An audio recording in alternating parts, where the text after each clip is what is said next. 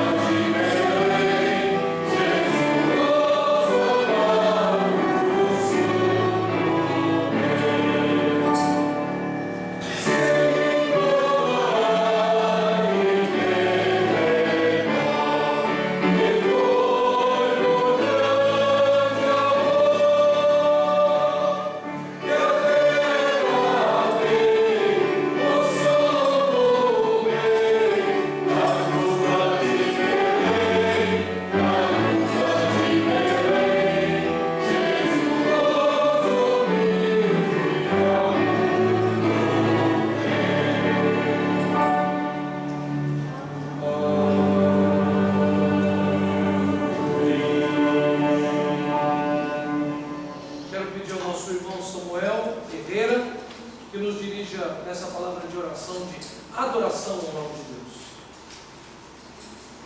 Senhor nosso Deus, louvado e agradecido seja o teu santo, eterno e poderoso nome. Estamos aqui mais uma vez reunidos para prestarmos culto solene ao Senhor. Como igreja, ó Pai, todos juntos prestamos um só culto a Ti. Louvado seja Teu Filho precioso, Jesus Cristo, que por nós se entregou para perdoar os nossos pecados e nos reconciliar contigo. Ó Pai, louvado seja o Teu Santo Espírito, que nos convenceu do pecado, nos conduziu ao arrependimento e à fé no Teu Filho Jesus Cristo, e até hoje, ó Pai, continuamente nos constrange e nos conduz, ó Deus, a caminhar segundo a Tua lei. Ó Deus, conduz-nos, ó Pai, nesse culto, receba a nossa adoração, ensina-nos a adorar, e que nós possamos confiadamente, sabemos que enquanto abrimos nossos lábios para louvar o Senhor, Cristo está no meio de nós, e Ele está conosco, Pai, e é Ele que canta, Deus, que ora e que louva através de nós. Te louvamos, Senhor, em nome de Jesus. Amém. Amém. A igreja pode se assentar, mesmo assentados, irmãos e irmãs, com toda reverência. Leiamos o texto anunciado, o Evangelho de Lucas, capítulo 1.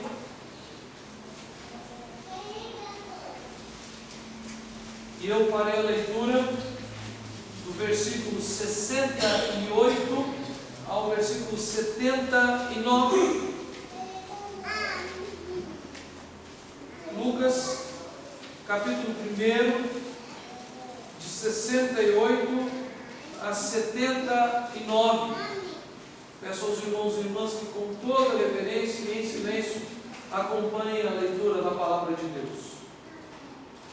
Zacarias, seu pai, cheio do Espírito Santo, profetizou dizendo: Bendito seja o Senhor, Deus de Israel, porque visitou e redimiu o seu povo e nos suscitou plena e poderosa salvação na casa de Davi, seu servo, como prometera desde a antiguidade por boca dos seus santos profetas, para nos libertar dos nossos inimigos e das mãos de todos os que nos odeiam, para usar de misericórdia com os nossos pais e lembrar-se da sua santa aliança e do juramento que fez a Abraão, o nosso pai, de concedermos que, livres das mãos de inimigos, o adorássemos sem temor, em santidade e justiça, perante Ele todos os nossos dias.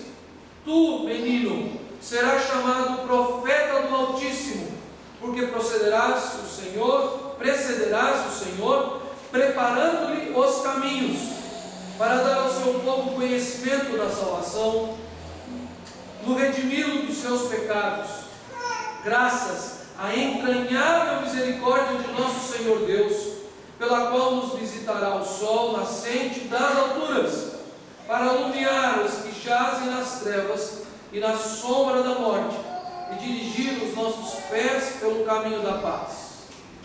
Irmãos e irmãs, cantemos mais uma vez o hino de louvor ao Senhor, e novamente convido a todos que se coloquem de pé para cantarmos este hino. Louvemos o nome do nosso Deus.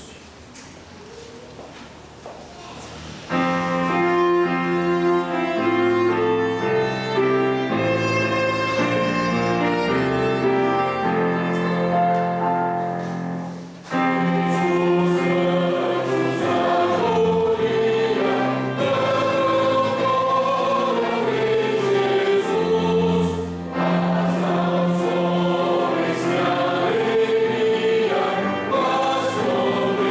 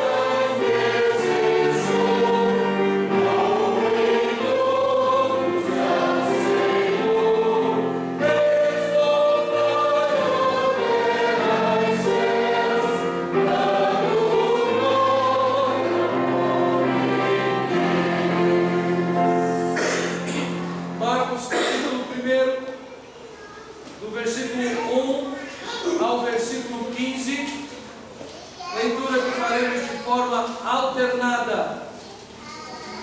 Marcos, Evangelho segundo Marcos, capítulo 1, leitura alternada, do versículo 1 ao versículo 15. Diz assim a palavra do nosso Deus: princípio do Evangelho de Jesus Cristo, Filho de Deus. Conforme está escrito na profecia de Isaías: eis aí vindo diante da tua face o teu mensageiro, o qual preparará o teu caminho. Voz do que clama no deserto: preparai o caminho do Senhor, endireitai as suas veredas. Apareceu João Batista no deserto, pregando batismo de arrependimento para a remissão de pecados. Saíam a ter com ele toda a província da Judeia e todos os habitantes de Jerusalém, e confessando os seus pecados, eram batizados por ele no rio Jordão. As vestes de João eram feitas de pelos de camelo, ele trazia um cinto de couro e se alimentava de gafanhotos e mel. E pregava, dizendo: após mim vem aquele que é mais poderoso do que eu, do qual não sou digno de, curvando-me, desatar-lhe as correias das sandálias. Eu vos tenho batizado com água, ele, porém, vos batizará com o Espírito Santo. Naqueles dias veio Jesus de Nazaré, da Galileia, e por João foi batizado no rio Jordão. Logo ao sair da água, viu os céus abertos e o Espírito descendo como pomba sobre ele. Então foi ouvida uma voz dos céus: tu és o meu filho amado, em ti me comprazo. E logo o Espírito lhe pediu para o deserto, Onde permaneceu 40 dias, sendo tentado por Satanás. Estava com as feras, mas os anjos o serviam. depois de João ter sido preso, foi Jesus para a Galileia, pregando o Evangelho de Deus. Todos nós, dizendo: O tempo está cumprido e o reino de Deus está próximo. Arrependei-vos e crede no Evangelho.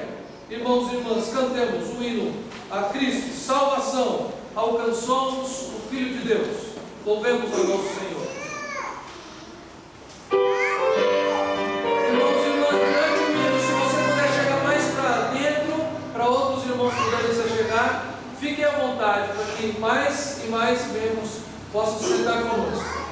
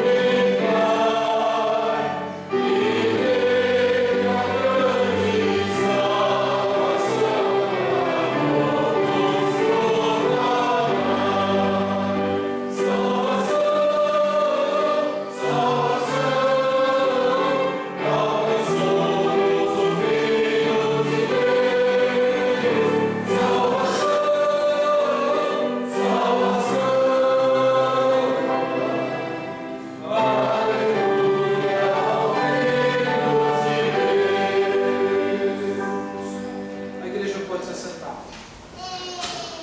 Nesse momento, meus irmãos, certos de que fomos alcançados pela salvação em Cristo Jesus, podemos nos achegar diante do nosso Deus com o coração contrito, quebrantado e confessar a Ele os nossos pecados. Oremos silenciosamente ao nosso Deus. Depois de alguns instantes de silêncio, eu queria pedir gentilmente ao nosso irmão Dona Helenice, por favor, que se coloque de pé e faça uma oração de louvor pelo perdão que temos em Cristo Jesus.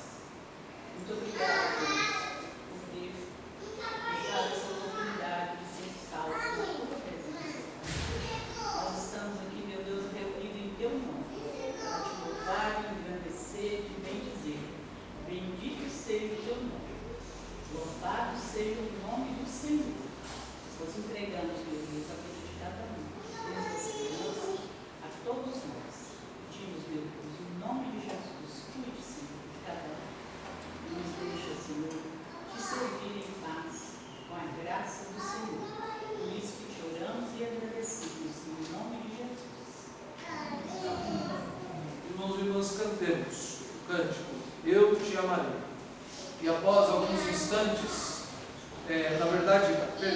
na segunda estrofe, nós nos colocaremos em pé, para que possamos facilmente trazer também ao Senhor os nossos dízimos e as nossas ofertas. Cantemos assentados a primeira estrofe, e na segunda estrofe todos ficarão de pé, e nós poderemos também, nesse ato de culto, consagrar ao Senhor os nossos dízimos e as nossas ofertas.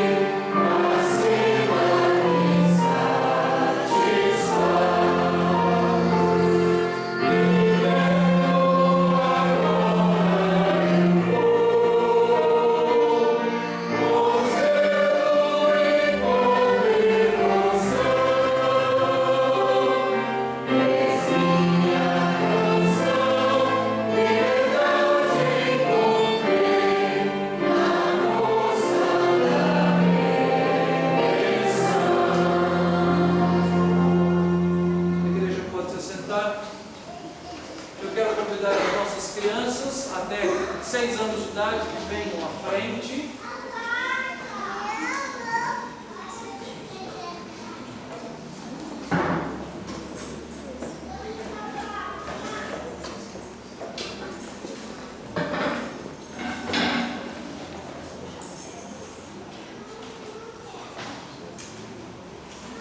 Hoje, pelo que eu saiba, é a primeira vez que a Esther e a Giovana vêm à igreja. Nós estamos muito felizes com esses dois bebês. Eu sou suspeito, né? Porque Giovana é minha filha, né? Mas é a primeira vez que a Esther e a Giovana estão vindo à igreja. E eu espero no Senhor Jesus o que eu espero para todas as nossas crianças: que elas cresçam aqui dentro e que façam amizades verdadeiras e que se alegrem em serem filhos e filhas do Senhor Jesus. Vamos orar ao nosso Deus. Vamos também, nesse momento de oração, pedindo por elas, mas também agradecendo pelos dízimos e as ofertas que foram entregues aqui neste momento. Eu vou pedir ao Clebinho que, por favor, nos dirija a Deus nessa oração. Senhor Deus e Pai, graças te damos em nossas vidas. Venho aqui, ó Pai, pedir pela vida dessas crianças, ó Deus, que o Senhor esteja conduzindo todas as pessoas que irão passar a mensagem para as crianças, ó Pai, para que elas possam, desde criança, aprender a verdadeira mensagem de Jesus, ó Pai. Graças te damos também pelos dízimos ofertados aqui, ó Deus, que ele possa servir para sustentar a nossa igreja, ó Pai. Muito obrigado, é o que nós te pedimos em nome de Jesus. Amém.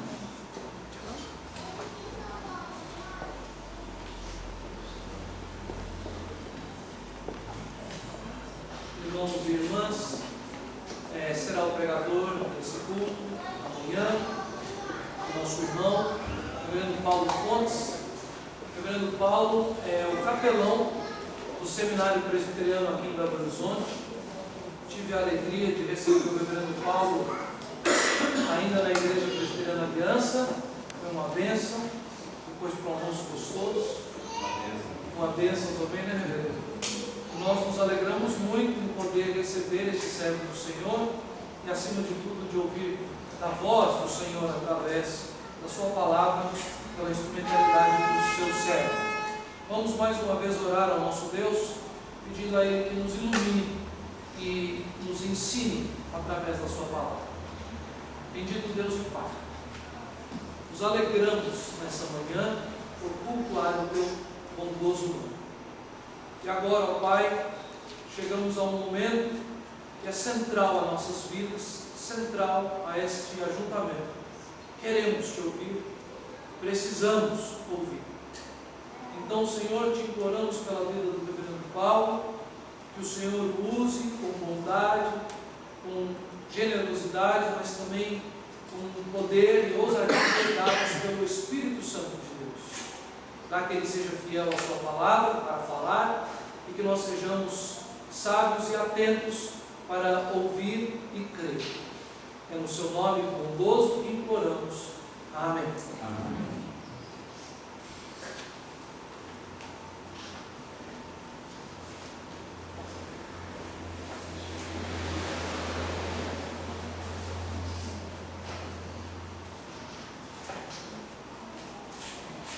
Muito bem, irmãos, vamos buscar instrução no livro dos Salmos, Salmo 14. Abra a sua Bíblia no Salmo 14.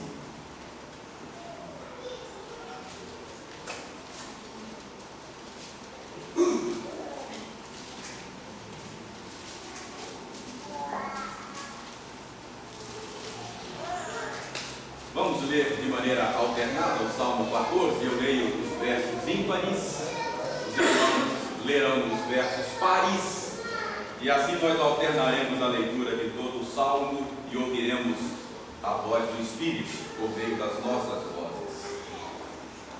Leiamos de maneira alternada. Ao mestre de canto, o Salmo de Davi. Diz o insensato no seu coração: não há Deus. Corrompem-se e praticam abominação. Já não há quem faça o bem. Do céu olha o Senhor para os filhos dos homens, para ver se há quem entenda, se há quem busque a Deus. Todos se extraviaram e juntamente se corromperam.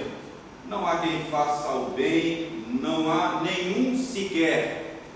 Acaso não entendem todos os segredos da iniquidade que devoram o meu povo como quem come pão e não invoca o Senhor? Tomar-se-ão de grande pavor, porque Deus está com a linhagem do justo. Meteis a ridículo o conselho dos filhos, mas o Senhor é o seu refúgio. Tomara de Sião viesse já a salvação de Israel, quando o Senhor restaurar a sorte do seu povo, então exultará Jacó e Israel se alegrará. Que Deus queira abençoar a cada um de nós de tal maneira que a palavra dele caia no nosso coração nesta manhã como semente em boa terra. Até o ano passado eu estava servindo em São Paulo e um jovem presbítero lá de nossa igreja, professor da USP, que havia ido para a Inglaterra para dar prosseguimento aos seus estudos. Ele ia cumprir lá um programa de doutorado, engenheiro, e chegando lá ele ficou muito assustado na época, com uma campanha que estava sendo promovida em Londres por uma associação ateísta, Associação Humanista Britânica, era a promotora da campanha. Ele me mandou fotos dos ônibus que circulavam naquela ocasião pelas ruas de Londres. A campanha consistia em fazer circular certos cartazes com slogans ateístas pelas ruas da cidade. Um dos slogans era mais ou menos o seguinte: provavelmente Deus não existe, agora pare de se preocupar e curta a vida.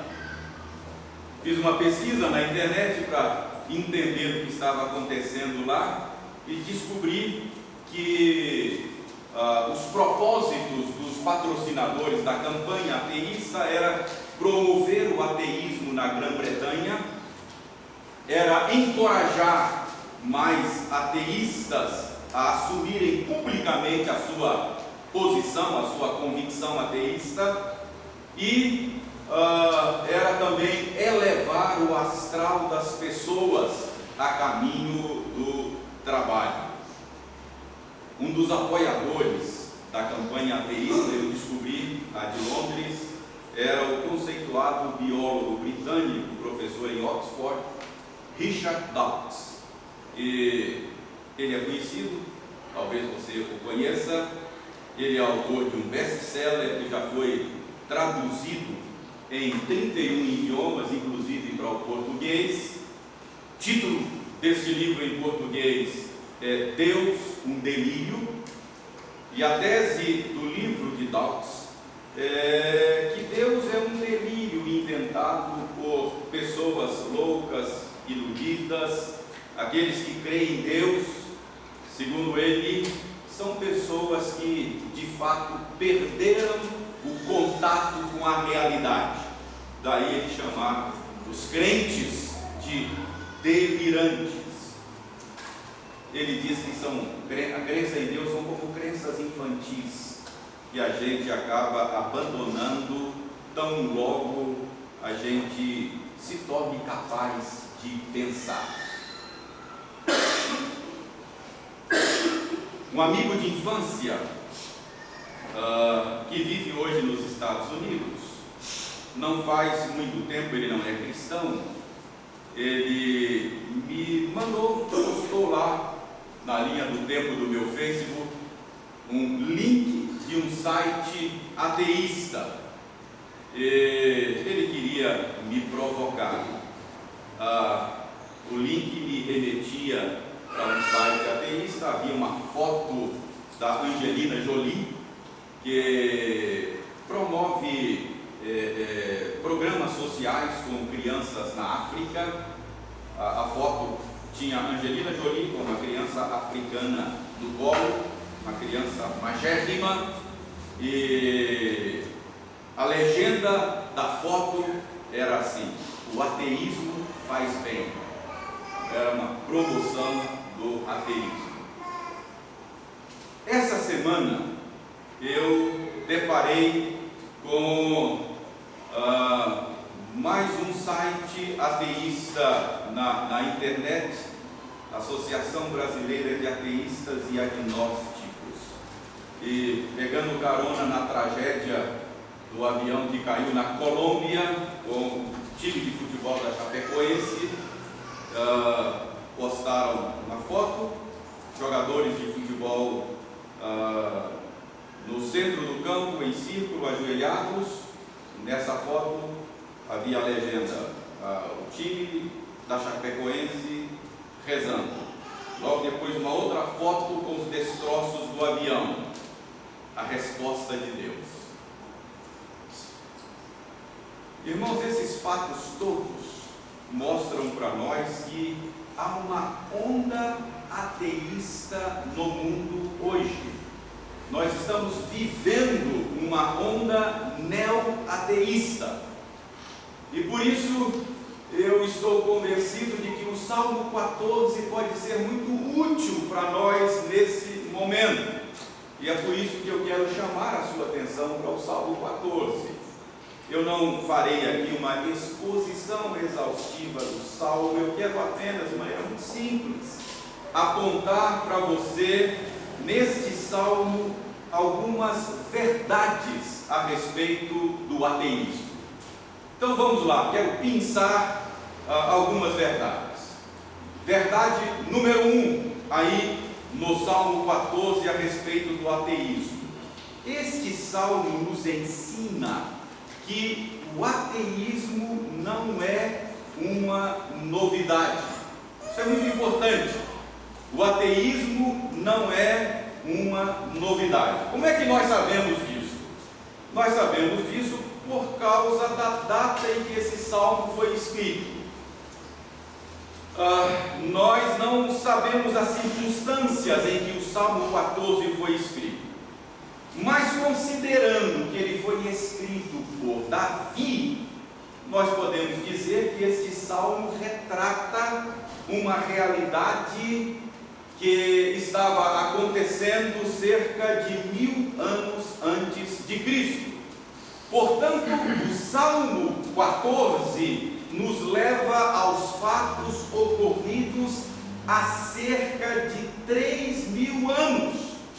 Então, a conclusão é óbvia: o ateísmo não é algo novo. E por que eu entendo que essa verdade sobre o ateísmo é relevante para nós? Em primeiro lugar, porque existem aqueles que ficam fascinados com esta onda neo-ateísta no mundo hoje. Eu tenho percebido que alguns crentes, sobretudo jovens universitários, têm a tendência de ficarem fascinados quando entram em contato com essas ideias. Então, se você estiver fascinado com o ateísmo, achando que encontrou algo novo, moderno, intelectual, acadêmico, eu quero dizer a você que você está redondamente equivocado. Não há nada novo no ateísmo. Mas uma outra implicação desta verdade, quanto ao fato de que o ateísmo não é algo novo, é que existem aqueles crentes, se por um lado existem aqueles que ficam fascinados, existem aqueles que ficam assustados com esta onda neo-ateísta no mundo. Muitos de nós nos sentimos ameaçados com esse ressurgimento do ateísmo. Se você estiver assustado, eu quero lhe dizer que você não está assistindo algo novo. Este e muitos outros salmos que hoje edificam, alimentam, nutrem o povo de Deus, eles foram produzidos num contexto onde o ateísmo estava presente. Pense, por exemplo, nos profetas que anunciaram a vinda de Cristo ao mundo. A grande maioria deles viveu e exerceu um ministério depois de Davi, o autor do Salmo 14. Portanto, exerceram o ministério e viveram num mundo onde o ateísmo estava presente. Contudo, o ateísmo não impediu o surgimento de um deles sequer. O mundo no qual o Senhor Jesus Cristo viveu e exerceu o seu ministério quando encarnado entre nós, em cumprimento a estas profecias, não era diferente. E, no entanto, o ateísmo não impediu a encarnação do Verbo, não impediu o ministério terreno do Senhor, a sua morte, a sua ressurreição, a sua ascensão, assegurando assim a redenção dos eleitos de Deus. Irmãos, foi num mundo de ateístas que o Espírito Santo foi enviado, foi a um mundo de ateístas ao qual o Espírito Santo foi enviado no dia de Pentecostes. Foi num mundo onde o ateísmo estava presente que o Espírito Santo, pelo seu poder, promoveu a expansão da igreja ao longo da história. A presença do ateísmo não impediu a expansão da igreja até o dia de hoje. O meu ponto é simples e é o seguinte: o ateísmo não é coisa nova, portanto, não há o que temer. Ele não impediu e ele não impedirá o avanço do plano de Deus na história. Quantos ateístas famosos surgiram ao longo da história? E onde estão eles agora? Praticamente todos caíram no esquecimento, enquanto o Evangelho continua a sua marcha. Então essa é a primeira verdade que o Salmo 14 ensina para você e para mim a respeito do ateísmo. O ateísmo não é coisa nova. Se você estiver fascinado com ele como se fosse uma descoberta nova, resultante do progresso da humanidade, desista. Você não encontrou algo novo. E se você estiver temendo pelo futuro da igreja, descanse. O ateísmo não é coisa nova. Segunda verdade a respeito do ateísmo, que você pode derivar aí do Salmo 14. O ateísmo é uma insensatez. O Salmo 14 começa exatamente com essa afirmação: diz o insensato no seu coração, não há Deus. Portanto, o ateísmo é uma insensatez. E por que é o ateísmo uma insensatez? Eu gostaria de sugerir 3 razões pelas quais o ateísmo é uma insensatez. Primeiro, o ateísmo é uma insensatez porque não é razoável. O ateísmo é uma tentativa de compreender a realidade e explicar o mundo sem Deus. Isso não é razoável. A crença ateísta é a de que tempo e acaso explicam a realidade com toda a sua complexa estrutura. De maneira muito simples, normalmente um ateísta crê que houve uma grande explosão que ocorreu por acaso, dando origem a uma espécie de sopa cósmica primitiva, e nesta sopa cósmica surgiu por acaso algum tipo primitivo de vida, e depois, com o tempo e por acaso, esse tipo de vida foi evoluindo até chegar à vida humana como nós conhecemos hoje. Então, para o ateísmo, o tempo e o acaso explicam o universo ordenado e estruturado de maneira complexa, com toda a sua variedade de vida como nós conhecemos hoje. Me desculpe, isso não é razoável. Tempo e acaso não criam ordem. Deixa a sua casa entregue ao acaso uma semana para você ver a ordem que o acaso cria. Não cria ordem. É como se eu dissesse a você, dê uma olhada no Salmo 14, veja aí, há algumas letras que estão arranjadas de maneira tal que formam palavras, essas palavras estão organizadas de maneira a formar frases que comunicam sentido, e eu digo a você, sabe o que aconteceu aí no Salmo 14? Houve uma explosão numa tipografia e essas letras caíram assim, nesta ordem, por acaso. Isso simplesmente não é razoável. Portanto, o ateísmo é uma insensatez, porque não tem razoabilidade, não é razoável. Em segundo lugar, eu quero sugerir que o ateísmo é uma insensatez porque ele é antinatural. Observe aí a afirmação no início do Salmo 14. Diz o insensato no seu coração: não há Deus. No seu coração. O quadro apresentado aí é de alguém argumentando consigo mesmo. Diz o insensato consigo mesmo: não há Deus.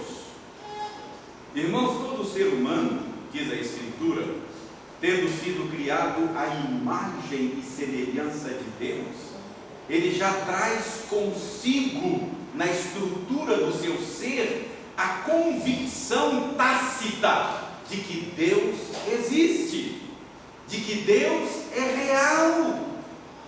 Então, o quadro apresentado aqui no Salmo 14 é de alguém argumentando consigo mesmo e dizendo para si mesmo: não há Deus. É alguém tentando arrancar de si esta convicção natural de que Deus existe, de que Deus é real. É a respeito disso que Paulo fala escrevendo aos Romanos. Ele diz que é exatamente esta convicção inata de que Deus é real, de que Deus existe, é que deixa os homens sem desculpas diante de Deus. Todos já nascem com esse conhecimento natural de Deus. Mas Paulo diz lá, escrevendo aos Romanos, que alguns deliberadamente suprimem esse conhecimento que Deus lhes dá de si mesmo.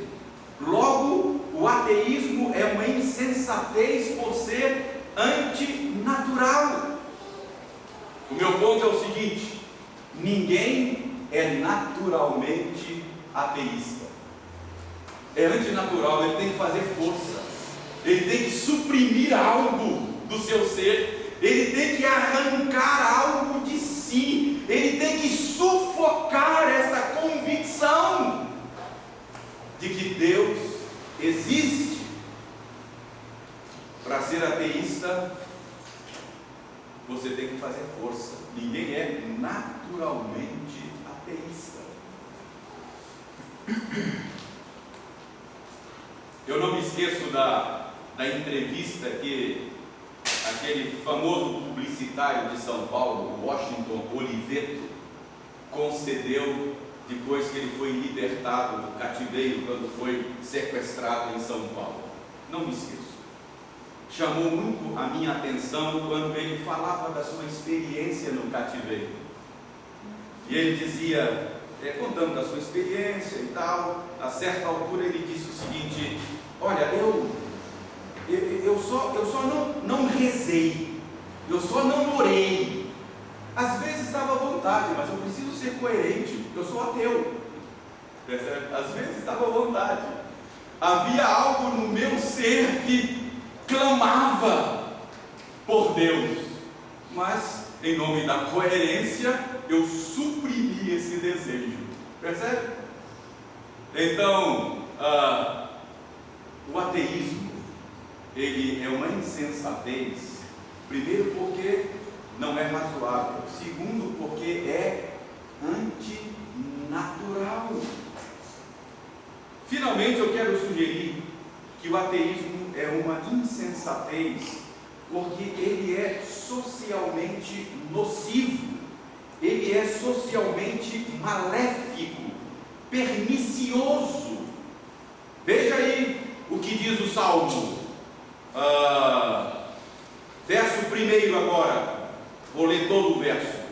Diz o insensato no seu coração: não há Deus, e como consequência corrompem-se e praticam abominação. Já não há quem faça o bem. A tese defendida aqui é a de que quando a existência de Deus é negada, o resultado inevitável é corrupção moral. Porque se tudo o que existe surgiu por acaso, como crê o ateísmo, não pode haver nenhuma fonte última, nenhum padrão objetivo, nenhum padrão externo a nós, de princípios éticos e normas morais. Ora, se não houver um padrão transcendente, objetivo, externo, de princípios éticos e de valores morais, o que resta é o relativismo. Cada um pode construir a sua própria moral, tudo fica reduzido à questão de preferência pessoal.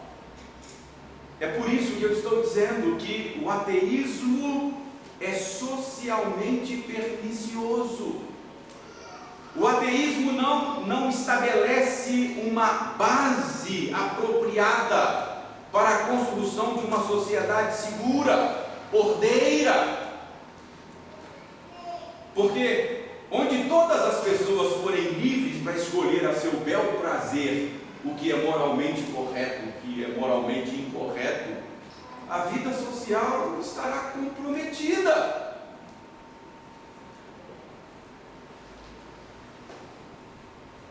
Eu sei que nós haveremos de encontrar ateístas que sejam pessoas éticas, eu sei disso.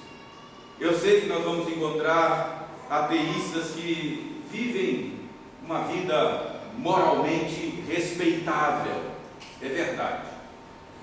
Mas o que eu estou dizendo é que isso é uma inconsistência, isso é uma incoerência com a lógica interna das próprias crenças básicas do ateísmo.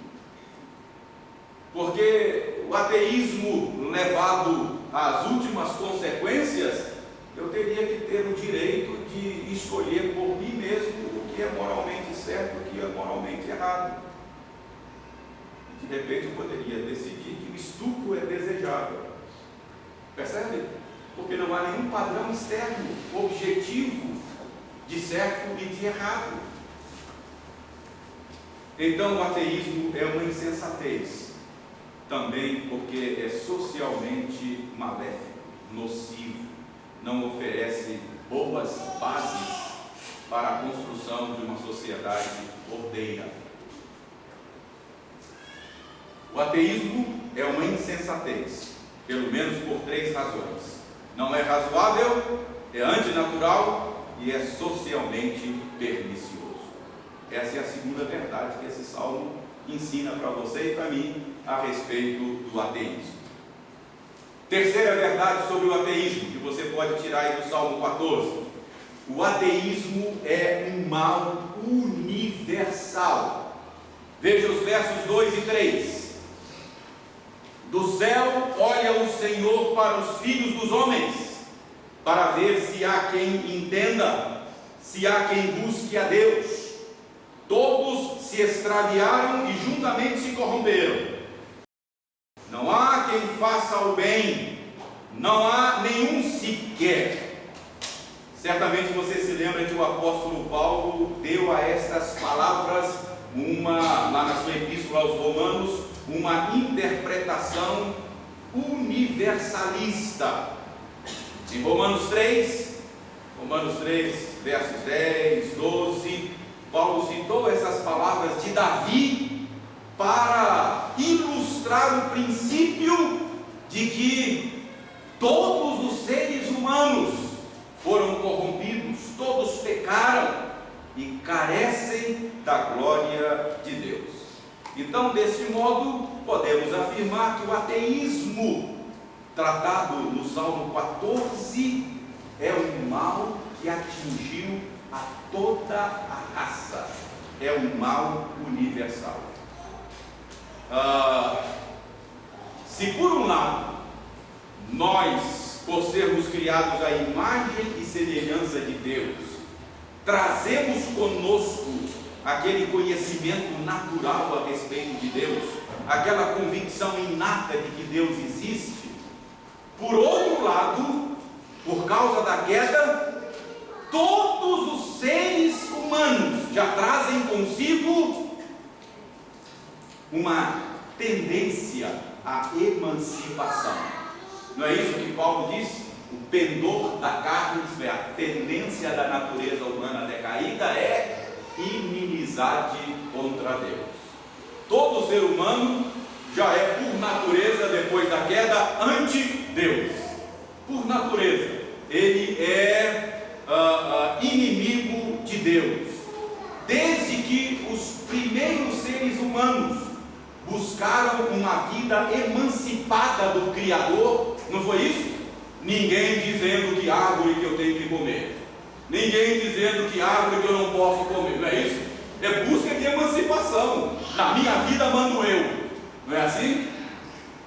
Desde que buscaram esta autonomia, todos os seres humanos nascidos posteriormente, a partir do primeiro casal, já nascem acreditando que são autônomos, já nascem buscando emancipação do seu Criador.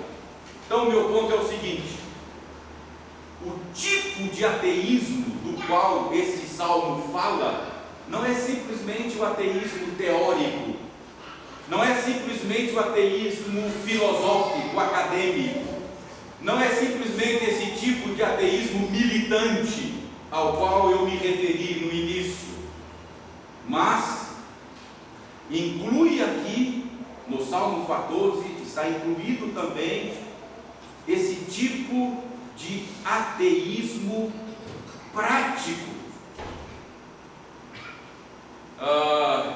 Trata-se daquela tendência que todos nós temos de viver no mundo de maneira emancipada do nosso Criador.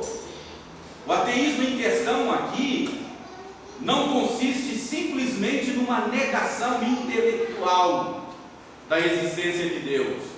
Não significa apenas uma militância ateísta, mas consiste no desejo de viver neste mundo como se Deus não existisse. É o ateísmo prático, é o ateísmo da indiferença. E esse tipo de ateísmo é universal. É um mal que atingiu a todos nós. Todos nós trazemos desde o nosso nascimento um desejo de emancipação. Todos nós trazemos conosco, por causa da queda, essa crença falsa de que somos autônomos. Você não é autônomo. eu não sou autônomo, nós somos criaturas de Deus. Então, esta é a terceira verdade a respeito do ateísmo no Salmo 14. O ateísmo é um mal universal. Quarta e última verdade sobre o ateísmo nesse salmo. Esse salmo diz que Deus julgará o ateísmo. Versos 5 e 6. Acaso não entendem todos os obreiros da iniquidade que devoram o meu povo, como quem come pão, que não invocam o Senhor? Tomar-se-ão de grande pavor, porque Deus está com a linhagem do justo. Irmãos, observem nas palavras do salmista a sua surpresa. O salmista se surpreende com a indiferença ateísta. Acaso não entendem? Eles não invocam o Senhor. Como pode alguém ignorar a Deus? Como explicar essa indiferença? Como pode alguém viver no mundo de Deus, esbarrando em Deus 24 horas por dia e ainda assim ignorá-lo? Ele está surpreso. As suas palavras têm um tom de surpresa. É surpreendente viver no mundo de Deus e ao mesmo tempo não invocá-lo, não lhe dar graças, não falar com Ele, relegado ao ostracismo. Essa é a surpresa do salmista. Ele está impressionado com essa indiferença. Irmãos, eu já disse que a consciência de que Deus existe é universal. Além disso, para onde volvermos os nossos olhos, haveremos de ver Deus por meio da obra da sua criação. Toda a terra está cheia da bondade do Senhor. Não há nenhuma coisa bela, não há nenhuma coisa boa, não há nenhuma coisa deleitável nesse mundo que não proceda dele. Não é isso que a Bíblia diz? Toda boa dádiva, todo dom perfeito procede dele. Toda coisa boa que você desfruta, que você aprecia, que você experimenta nesse mundo de Deus, tem uma seta apontando para ele. Desde aquela comida gostosa, aquele passeio prazeroso, aquela boa música que você curte, você está tendo contato com a bondade, com a beleza, com a glória de Deus. Deveria remeter você para Ele. Os céus proclamam a glória de Deus, não é assim? Um dia faz discurso para outro dia, uma noite revela conhecimento a outra noite. Não há palavras deles, não se ouve nenhum som, mas a criação está continuamente proclamando a glória, a beleza, as virtudes do seu Criador. E é uma proclamação universal. Assim como nada refoge ao calor do sol, não é?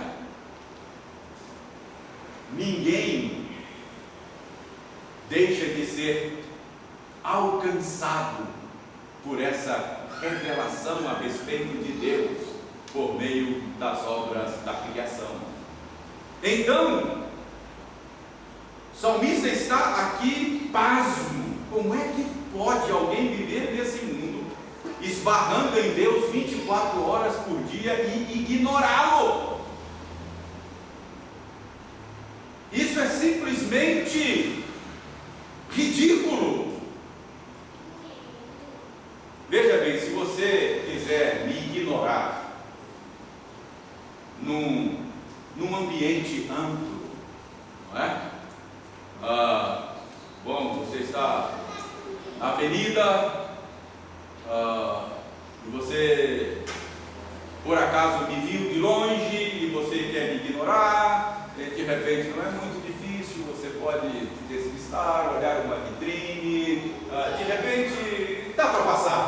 Não é verdade? Mas não é ridículo você me ignorar dentro do elevador? É ridículo, não é? Esbarrando em mim e me ignora. É mais ou menos isso que o ser humano faz com o seu Criador. A primeira pessoa com quem você se vê cara a cara quando abre os olhos de manhã é com Deus mesmo. Então, o salmista está aqui pasmo. Como é que alguém pode ignorar Deus desta maneira? Mas além disso, essa indiferença, além de surpreendente, ela é também abominável, pois significa viver no mundo de Deus, desfrutar de todas as boas dádivas dele e ainda assim viver de maneira indiferente, ignorando-o e não lhe dando graças. Irmãos, isso é contra os mais elementares princípios da justiça. Isso exige punição. É por isso que o salmista adverte aqueles que vivem no mundo de Deus, ignorando a Deus. Ele diz: tomar-se-ão de grande pavor. Aqueles que relegam Deus ao ostracismo, que o ignoram, estarão um dia face a face com Ele para julgamento. E o salmista diz: serão tomados de grande pavor e vergonha. Deus julgará o ateísmo. Irmãos, eu percebo que nós estamos vivendo um tempo em que há uma onda neo-ateísta no mundo. Há uma militância ateísta muito ativa no mundo. A gente percebe isso muito claramente. E é por isso que eu quis chamar a sua atenção para o Salmo 14. Porque o Salmo 14 ensina para você e para mim que o ateísmo é coisa antiga. Aqueles que estão fascinados com o ateísmo, achando que encontraram algo novo, estão enganados. Mas aqueles que estão apreensivos e temendo pelo futuro da igreja e do evangelho, podem descansar. Não é coisa nova. O ateísmo é antigo. O ateísmo é uma insensatez. É uma insensatez. É uma insensatez porque ele não é razoável. É uma insensatez porque ele é antinatural. É uma insensatez porque ele é socialmente maléfico e nefasto. O ateísmo é um mal universal. Há um tipo de ateísmo filosófico, há um tipo de ateísmo militante, mas todos nós, por causa da queda, trazemos essa tendência para o ateísmo prático.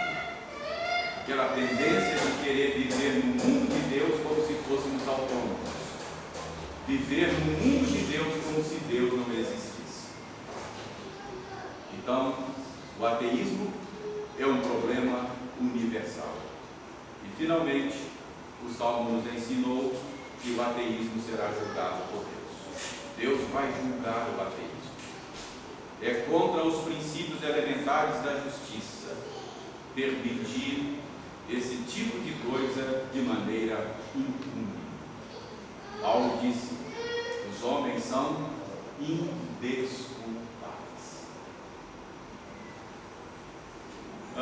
Irmãos, eu não sei se há entre nós alguém com convicção ateísta. Acho que não, talvez não. Talvez não tenhamos, certamente não. Certamente não tenhamos aqui entre nós nessa manhã militantes ateístas, pessoas que estão aí fazendo militância ateísta, certamente que não. Mas, irmãos, o Salmo nos adverte quanto ao risco de um estilo de vida ateísta. Esse é um risco que mesmo nós, os crentes, corremos. À luz disso, à luz do que diz o Salmo 14, eu quero conclamar a você a se arrepender do seu ateísmo. Seja teórico, filosófico, militante ou ateísmo prático. Eu quero dizer a você que esse Deus a quem você teima ignorar, Ele é um Deus tão gracioso, que está pacientemente, de braços abertos, convidando os homens a serem reconciliados com Ele, por meio de Jesus Cristo. E finalmente eu quero que você saiba que você foi criado e projetado para Deus. Ele, por meio dele e para Ele, são todas as coisas. Você foi projetado para Deus, assim como o peixe foi projetado para a água. Fora de Deus, a sua vida não tem sentido, não tem significado. O ateísmo faz muito mal para você. Viver neste mundo ignorando Deus é cerrar o galho em que se está assentado. É fazer mal a si mesmo. Repito, assim como o peixe foi projetado para a água, você foi projetado para Deus. E a sua alma, seu coração, como disse Agostinho, não encontrará descanso em Deus somente. Então, que Deus nos abençoe, tenha misericórdia de nós e nos ajude a compreender que longe dele e fora dele só resta a morte para nós.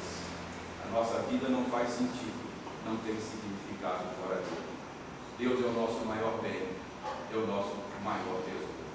Busquemos nele tudo o de que necessitamos para viver uma vida boa, significativa e abundante deste mundo. Que Deus tenha misericórdia de nós. Amém.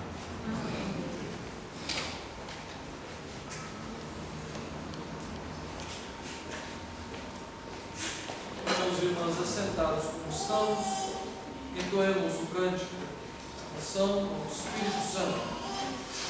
E nós faremos da seguinte forma: eu cantarei a primeira estrofe, e a segunda e a terceira estrofe, toda a igreja cantará a uma só voz.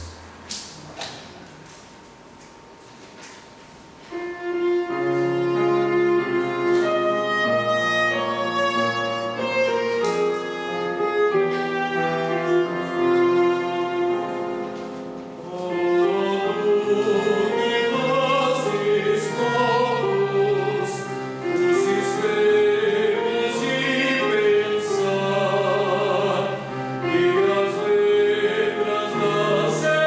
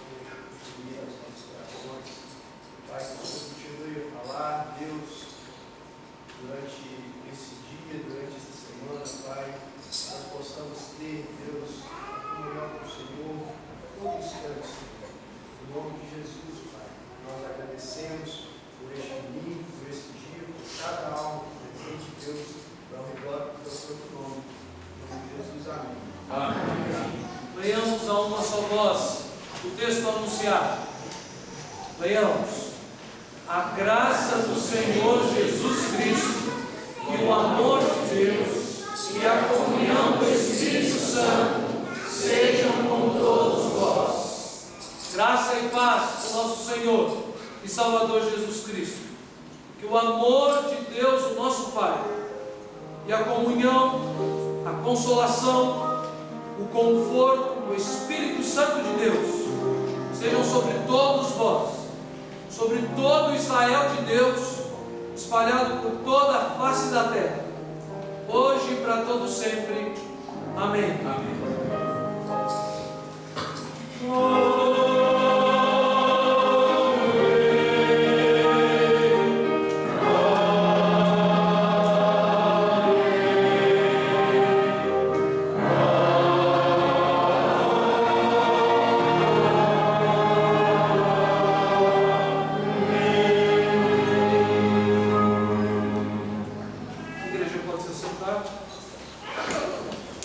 Ouçamos, meus irmãos e irmãs, em atitude de oração, o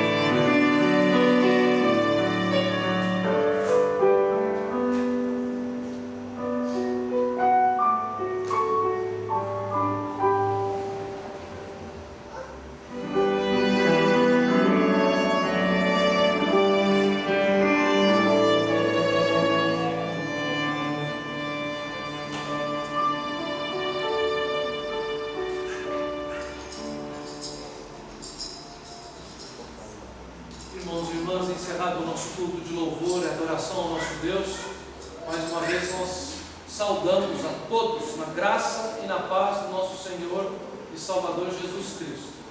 Hoje nós temos muitos irmãos e irmãs nos visitando, por isso eu não vou pedir para ninguém ficar de pé, nem vou citar o nome, porque vai que eu esqueço alguém, né? Mas eu conheço todos que estão nos visitando, então sei que são nossos irmãos em Cristo e me alegro muito de ver todos vocês aqui nesta manhã. Rapidamente, eu quero dar alguns breves recados. Não posso escorregar no português já no finalzinho, né? A nossa irmã Dona Zilmar e a Cláudia fizeram uma geleia. Nós temos uma jabuticabeira aqui e o dono disse que a gente não pode nem cortar. E quando ficou sabendo que tinha uma geleia sendo feita aqui, ele falou que queria pelo menos uma parte dele. Então tem um vidro guardado para ele que eu vou levar amanhã.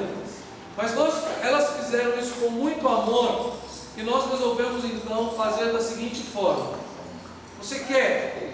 Leve, mas deixe uma oferta. O potinho pequeno, pelo menos R$15. Nossa, mas isso, olha, vai, procure jabuticaba orgânica, geleia, feita à mão, artesanal.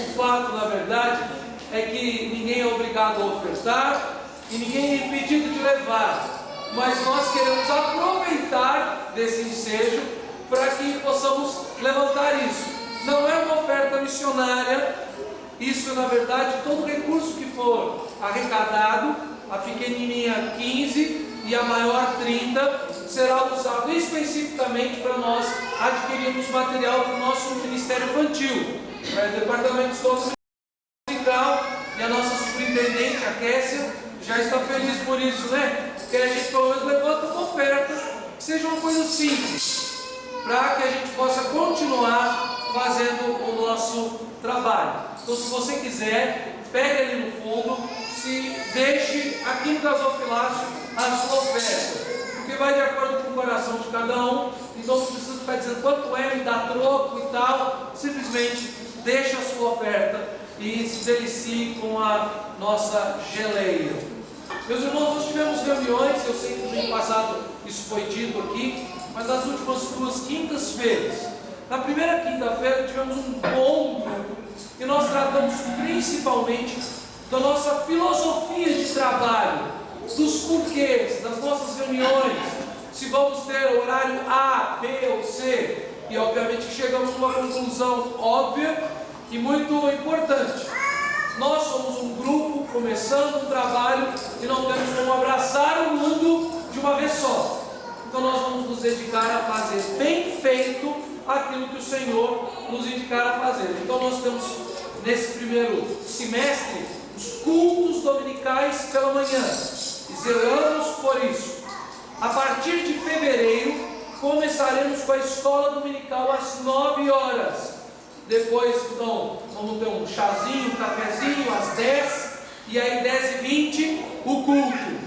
Para isso, todos aqueles que se voluntariaram para o professorado, tanto de crianças quanto de adultos, nós teremos 2 sábados de treinamento, 21 de janeiro e 28 de janeiro, para que no primeiro domingo de fevereiro, dia 5, nós tenhamos a nossa escola dominical a todo vapor. E continuaremos em fevereiro com os trabalhos pela manhã, nos preparando para que março, abril, mais tardar, tenhamos também os cultos da noite.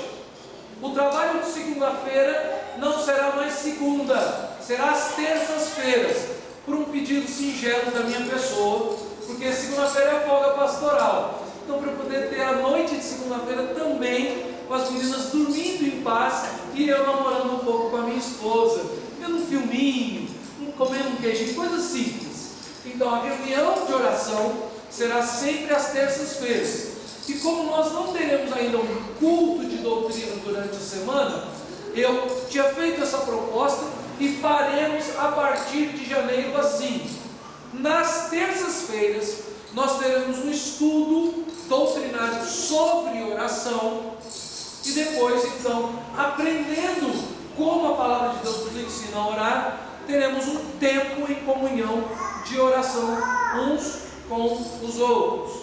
Essa igreja será conduzida a partir de 1º de janeiro por mim, como pastor, e nós estaremos caminhando para o mais brevemente possível, para a nossa organização. Então, se você já deu o seu nome, ótimo. Se você já está contribuindo, ótimo. Mas se você quer participar deste projeto, quer ofertar os seus dons, os seus recursos, para que a gente possa continuar construindo a nossa igreja, fique à vontade. Você é muito bem-vindo. E se você que já está aqui, quer continuar trazendo pessoas que ainda não conhecem a Cristo, para participar desse culto e ouvir a palavra de Deus, faça isso de forma imediata e diligente. Oremos por isso, para que a nossa igreja continue crescendo. Nós teremos dia 18, daqui 2 domingos, logo após o culto da manhã, o nosso almoço de confraternização de fim de ano. E a Priscila tem algumas últimas orientações para nos dar. Tenham paciência, é por um bom motivo. Esperem só um pouquinho. Bom dia, irmãos.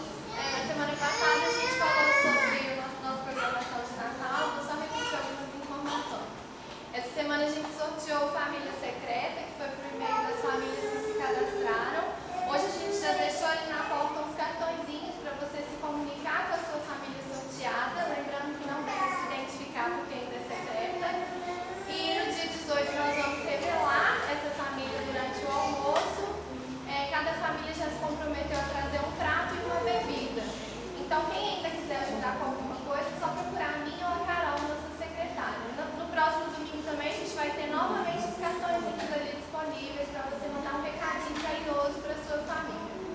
É isso. Lembrando que na hora de assinar, assine sua família secreta. Sua família secreta. Afinal de contas, eu mando o meu. Pode falar, Carol. Fala, cara. Na caixinha já tem os envelopinhos. Procure o seu nome lá da sua família, que já deve ter algum cartãozinho para você da sua família secreta. Mas por favor, não assine, né? Assinado no diário fevereiro. Se você está vindo hoje e quer participar conosco, ainda, por favor, dê o seu nome para a Pri ou para a Carol e participe. Não se sinta acanhados. Todos estão mais do que convidados. É isso. Ok. Então essa semana continuamos com os trabalhos regulares. Amanhã nós teremos a nossa reunião de oração até o fim do ano, ainda é segunda. Que começou, vai até o fim do ano, né? Amanhã, 19h30, a gente tem um momento de confraternização, um lanchinho. E olha, meus irmãos, aí eu vou fazer um apelo. Tem sobrado muito lanche. E não é porque a Carol compra muito, é porque poucos têm vindo para a reunião de oração. E isso é fundamental para a plantação desta igreja, né? Então nós não podemos querer ser bem-sucedidos se não orarmos. Agora, se vocês falarem, não, né, Antônio, mas segunda é muito difícil, aí a gente já mudou para terça, né? Para não pegar a folga pastoral. Mas põe também uma reunião durante a semana de manhã. Eu passo aqui e já vou para o serviço. A gente vai fazer então. Põe uma domingo, que eu já estou vindo antes de chegar para a escola dominical, já chego aqui às 8 para orar. Não tem problema. Se vocês me pedirem para ter 25 reuniões de oração, eu vou distribuir entre os lideranças, talvez não vou estar indo às 25, né? Mas vai ser ótimo. Mas não vamos desprezar, ou pelo menos não é que seja desprezo, mas vamos valorizar aquilo que nós já temos. Amanhã, 19h30, e a partir das 8, a nossa reunião de oração.